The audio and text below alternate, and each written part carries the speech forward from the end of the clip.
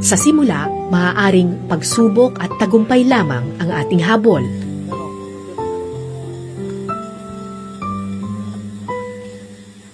Pero oras na marating mo ang tuktok, maiisip mo, hindi sa iyo umiikot ang mundo. Isa ka lamang maliit na bahagi ng malawak na daigdig. Nilikha ng Panginoon, pinatatag ng maraming pagkakataon.